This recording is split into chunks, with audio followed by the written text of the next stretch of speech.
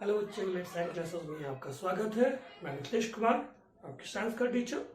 आज हम लोग देखेंगे बेस के बारे में, है ना। बेस है क्या, ठीक है।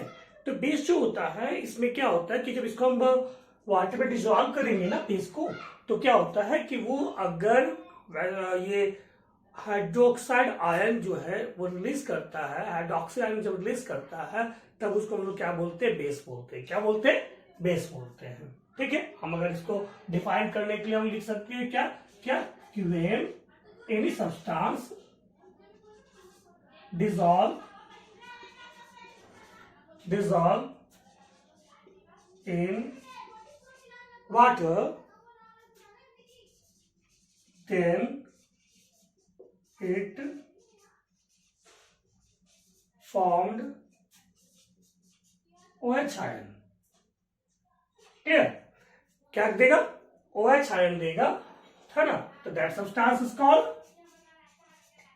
ठीक है, दैट सब्सटेंस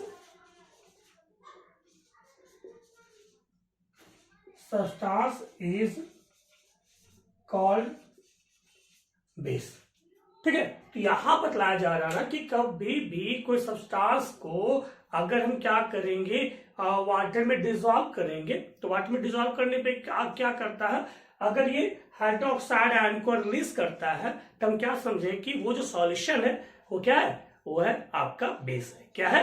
बेस है, ठीक है। समझ गया ना।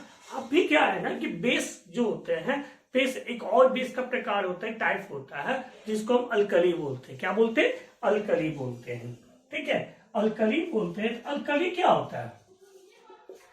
अल्कली जो होता है वो क्या होता है, तो those base which are dissolve in water is called alkali, ठीक है। वैसा बेस, ठीक है, those base which are dissolve in water is called alkali, ठीक है। अगर वैसा बेस जो क्या होता है कि वाटर में अगर डिसॉल्व कर जाता है ना, उसको क्या बोलेंगे? अल्कली बोलेंगे। क्या बोलेंगे? अल्कली बोलेंगे, ठीक है।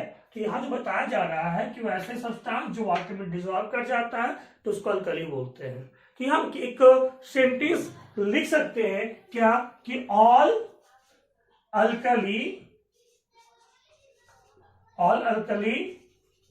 Are base but all base are not alkali, ठीक है। ऑल क्या बोला जा रहा है कि ऑल अल्कली आर बेस, सभी अल्कली बेस होते हैं, बट सभी बेस जो है वो अल्कली नहीं होते हैं। क्यों नहीं होते हैं? कि सभी बेस जो होते हैं ना वाटर में डिसॉल्व नहीं करता है। कुछ ही बेस जो होते हैं जो वाटर में डिसॉल्व कर जाते हैं उसको अल्कली बोलते हैं। इसलिए हम यहाँ क्या लिखे हैं, क्या लिखे यहाँ पर जो लिखे हैं वो क्या लिखे क्या कि ऑल अल्कली आर बेस, सभी अल्कली बेस हैं, but all base are not alkali, सभी जो बेस जो होते हैं वो अल्कली नहीं होते हैं। क्लियर यहां तक? हाँ। अभी आइए हम लोग चलेंगे इसके प्रॉपर्टी में, ठीक है। Property of base, properties of base, ठीक है। बेस का क्या क्या प्रॉपर्टी है, बेस का क्या क्या गुण है ना। ठीक, प्रॉपर्टी ऑफ बेस सबसे फर्स्ट में देखेंगे क्या इसका क्या प्रॉपर्टी है। पहला प्रॉपर्टी क्या सबसे, तो फर्स्ट जो प्रॉपर्टी है क्या हो जाएगा, it is bitter in taste, ठीक है। इसका जो टेस्ट जो होता है ना वो कैसा होता है, बीटर होता है। क्या होता है? बीटर, मतलब कड़वा होता है, ठीक है। इसका जो बेस का जो टेस्ट जो होता है वह कैसा होता है, बीटर इन टेस्ट होता है, कड़वा इसका टेस्ट होता है। सेकेंड पॉइंट अगर देखेंगे ये क्या करता है, इट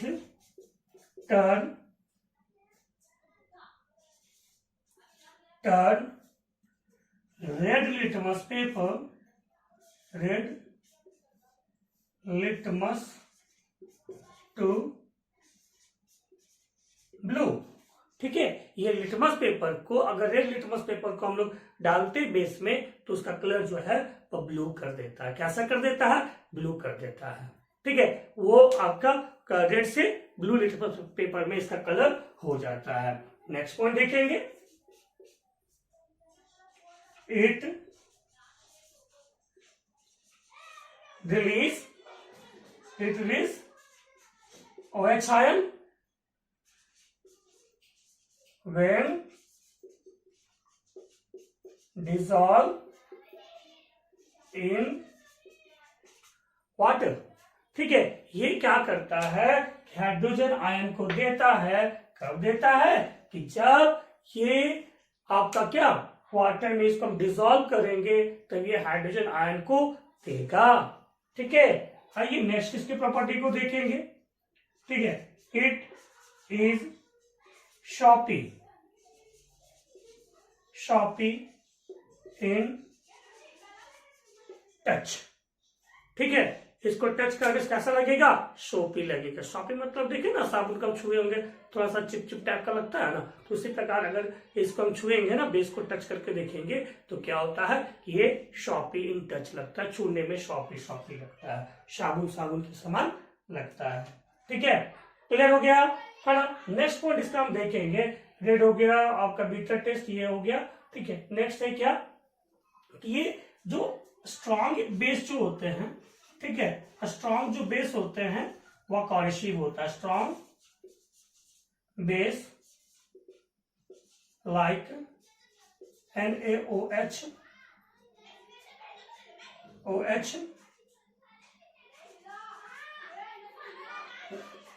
इज कॉरेसिव। ठीक है, ये कैसा होता है? ये कॉरेसिव होता है। क्लियर, समझ गया ना। कॉरेसिव मतलब क्या होता है कि अगर इसको हाथ में डालेंगे तो हाथ को भी जला सकते, जिस प्रकार एसिड होता है ना हार्ड, उसी प्रकार ये भी क्या होता है? बहुत ज्यादा हार्ड होता है, ये डेंजरस भी होता है। क्लियर, ठीक है ना।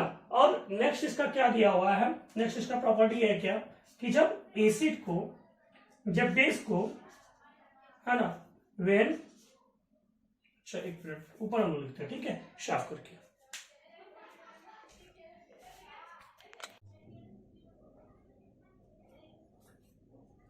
चलिए नेक्स्ट प्रॉपर्टी को देखेंगे। नेक्स्ट प्रॉपर्टी में क्या दिया, क्या है आपका, जो इसका जो पीएच वैल्यू होता है ना, इसका जो पीएच वैल्यू जो होता है किसका? बेस का। तो बेस का जो पीएच वैल्यू होता है 8 to 14 होता है। कितना होता है? 8 to 14 होता है। लेकिन अगर किसका? बेस का। ठीक है, ये बेस का पीएच वैल्यू हो गया। एसिड का जो पीएच वैल्यू होता है ना, अगर एसिड की पीएच वैल्यू देखा जाए कि कितना होता है? एसिड का होता है आपका 1 से लेकर 6 तक होता है। ठीक है, और जिसका पीएच वैल्यू 7 जो होता है ना, वो न्यूट्रल होता है।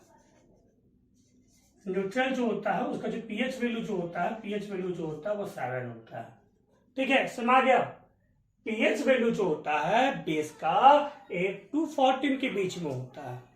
8 to 14 कहने का मतलब है कि अगर मान लीजिए दो आपका केमिकल दिया गया है, आपका बोला गया कि एक का पीएच वैल्यू 9 है और एक का पीएच वैल्यू 14 है, तो दोनों में से स्ट्रॉन्ग कौन होगा? तो स्ट्रॉन्ग जो होगा, जो हम लोग ज्यादा रहेगा ना, वो ज्यादा स्ट्रॉन्ग होगा। समझ आ गया? ठीक है ना। अगर बोला जाए कि 10 और जिसका एक पीएच वैल्यू 10 है, 12 है, तो ज्यादा स्ट्रॉन्ग बेस कौन होगा? तो स्ट्रॉन्ग बेस 12 वाला होगा। ठीक, समझ गया ना। लेकिन जस्ट इसका अपोजिट जो होता है वो किस में होता है? एसिड में होता है। अगर मान लीजिए कि एक सब्सटेंस है जिसका एसिड में जिसका पीएच वैल्यू मान लीजिए 3 है और दूसरे का 6 है, तो स्ट्रॉन्ग कौन होगा? तो 3 वाला स्ट्रॉन्ग होगा, 6 वाला स्ट्रॉन्ग नहीं होगा। समझ गए? कोई दिक्कत नहीं ना। तो इस टाइप से हम लोग पीएच वैल्यू से उसके स्ट्रेंथ को, ठीक है, सब्सटेंस के स्ट्रेंथ को, है ना, उसका कंसंट्रेशन को हम लोग फाइंड कर सकते हैं, बता सकते हैं कि कौन ज्यादा स्ट्रांग है और कौन कम स्ट्रांग है। इसमें लास्ट ईयर में क्वेश्चन में आया भी था कि उसको अरेंज करने के लिए, according to pH value arrange करने के लिए आया था एग्जाम में, है ना। तो आप पीएच वैल्यू को थोड़ा ध्यान देंगे, है ना, ताकि एग्जाम में अगर कोई क्वेश्चन आए तो उसको आप सॉल्व कर सके। ठीक है, तो हम लोग क्या देखें? पीएच वैल्यू किसका? बेस का जो पीएच वैल्यू है, और बेस का पीएच वैल्यू कितना है? वो 8 to 14 है। 8 to 14 है। ठीक है। अब नेक्स्ट हम लोग देखेंगे इसके बारे में, इसका कुछ केमिकल प्रॉपर्टी को देखते हैं। केमिकल प्रॉपर्टी का एक मतलब है कि अगर केमिकल प्रॉपर्टी ना, वो हम लोग जो ऊपर लगभग देखे तो सब क्या था, आपका फिजिकल प्रॉपर्टी था। क्या था, फिजिकल प्रॉपर्टी था। लेकिन अभी जो हम लोग देखने जा रहे हैं वो क्या है, इसका केमिकल प्रॉपर्टी। तो केमिकल प्रॉपर्टी में फर्स्ट हम देखेंगे क्या क्या देखेंगे कि अगर एसिड अगर बेस को है ना, अगर एसिड के साथ कंबाइन किया जाए, किसके साथ में, एसिड के साथ कंबाइन किया जाए, तो ये जो बनाएगा क्या बनाएगा, ये बनाएगा आपका सॉल्ट बनाएगा, और क्या बनाएगा, और ये बनाएगा आपका वाटर बनाएगा, सॉल्ट एंड वाटर बनाएगा। एग्जांपल लेते है ना, HCl सॉरी NaOH ये बेस है, और साथ में ले लिए HCl, रिएक्शन करवा दो दोनों को, ये बन जाएगा NaCl प्लस H2O। ठीक है, समझ गए है ना। इस टाइप से ये क्या करेगा, ये आपका बनाएगा, है ना। तो हम लोग क्या देखें इसमें देख के क्या कि when acid are react with base it formed salt and water. ठीक है, तो ये क्या, इसका केमिकल प्रॉपर्टी है, इसके रासायनिक गुण है। ठीक है, यहाँ पे जो बनता है, ये सॉल्ट बनता है, ये सॉल्ट अलग अलग प्रकार का होता है। जो सॉल्ट होता है ना, ये भी अलग अलग प्रकार का होता है, जैसे स्ट्रॉन्ग एसिडिक सॉल्ट हो गया, बेसिक सॉल्ट हो गया, न्यूट्रल सॉल्ट हो गया। इस टाइप से जो सॉल्ट है ये आपका 3 प्रकार का होता है। आइए तीनों के बारे में हम लोग देखते हैं। अगर यहाँ पे स्ट्रॉन्ग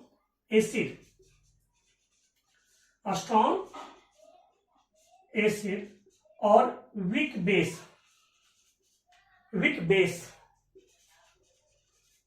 रिएक्शन करेगा ना, तो ये बनाएगा एसिटिक सॉल्ट बनाएगा। ठीक है, तो आइए हम देखते हैं, एक ले लेते हैं स्ट्रॉन्ग एसिड बन लेते हैं। चलिए HCl को ले लेते हैं और इसको हम रिएक्शन करवा देते हैं अमोनिया NH3OH के साथ में। ठीक है, तो ये बन गया, ये तो बनाएगा स्ट्रॉन्ग एसिड वीक बेस। ठीक है, ये जो बन जाएगा वो क्या बन जाएगा, NH3Cl। ठीक है, ये NH3Cl बनाएगा, है ना, और क्या देगा, और साथ में वाटर देगा। ठीक है, ये जो तुम्हारा सॉल्ट है वो कैसा सॉल्ट है, एसिटिक सॉल्ट है। कैसा सॉल्ट है, एसिटिक सॉल्ट है। क्लियर, कोई दिक्कत नहीं ना। आइए नेक्स्ट देखेंगे, अगर वीक एसिड है और स्ट्रॉन्ग बेस है, ये बनाएगा, क्या बनाएगा, बेसिक सॉल्ट बनाएगा, बेसिक सॉल्ट प्लस वाटर बनाएगा। ठीक है, अब हम लोग देखेंगे वीक एसिड को लेते हैं। वीक एसिड में और ले लेते हैं ये आपका एसिटिक एसिड। ठीक है, CH3COOH, है ना, और इसको हम लेते हैं स्ट्रॉन्ग बेस NaOH, और स्ट्रॉन्ग बेस ले लिए, तो ये जो बनाएगा ये क्या बना देगा, ये बना देगा CH3COONA, sodium acetate plus water. Sodium acetate जो है एक प्रकार क्या है, एक प्रकार का क्या है, हो जाएगा ये बेसिक सॉल्ट कहलाएगा। क्या कहलाएगा, बेसिक सॉल्ट कहलाएगा। समझ में आ गया, कोई दिक्कत नहीं ना। चलो नेक्स्ट इसका हम लोग देखेंगे, इसके नेक्स्ट में जो है, इसका नेक्स्ट प्रॉपर्टी जो देखेंगे वो क्या है कि अगर इसका नेक्स्ट प्रॉपर्टी है देखो, नेक्स्ट प्रॉपर्टी इसका है कि अगर मेटल के साथ रिएक्शन करेगा तो बेस क्या देगा।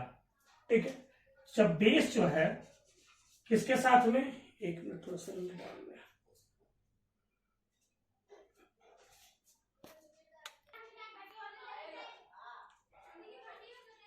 देखिए, अगला जो पॉइंट है ना, उसमें क्या है ना कि जब बेस को, ठीक है, बेस को रिएक्शन करवाएंगे किसके साथ में, मेटल के साथ में, किसके साथ में, मेटल के साथ में, ये भी क्या बनाएगा, सॉल्ट बनाएगा प्लस हाइड्रोजन गैस देगा।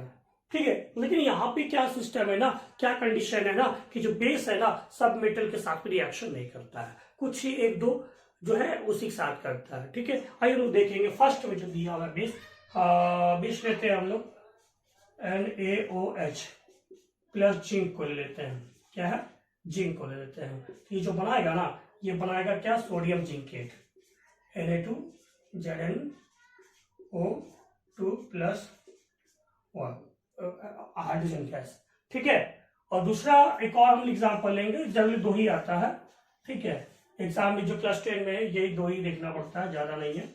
NaOH प्लस एल्युमिनियम, ठीक है, एल्युमिनियम एल्युमिनियम है ना, इसको रिएक्शन करवा दो, ये बना देगा NaAlO2, ठीक है, प्लस H2, है ना। इसको बोलते हैं सोडियम एल्युमिनेट। ये क्या है, सोडियम जिंक है, ये क्या है, सोडियम एल्युमिनेट है, ठीक है। इस टाइप से ये 2 जो मेटल है वो क्या करता है, बेस के साथ रिएक्शन करता है, ठीक है। समझ में आ गया, तो ये चीज आपका हो गया, ठीक है ना। नेक्स्ट बस इतना ही, इसका केमिकल प्रॉपर्टी इतना ही हम लोग देखेंगे, है ना। अगर किसी प्रकार का दिक्कत हो, प्रॉब्लम हो, तो आप हमसे पूछ सकते हो, है ना। नेक्स्ट वीडियो में हम लोग सॉल्ट के बारे में स्टडी करेंगे, देखेंगे, ठीक है। और एक चीज और, हाँ देखिए यहाँ पे आप इसको थोड़ा बैलेंस कर लीजिएगा, हाँ ये बैलेंस आपके लिए होमवर्क है, अब इसको खुद से बैलेंस करके ही आप लिखिएगा। ये बैलेंस नहीं है, अनबैलेंस्ड है, ठीक है, ये आप खुद से बैलेंस कीजिएगा, क्योंकि आपको हम पहले बैलेंस करने के लिए सिखा चुके हैं, ठीक है। समझ गया ना, तो इसका बैलेंस करना आपका काम है, क्लियर, ठीक है, थैंक यू।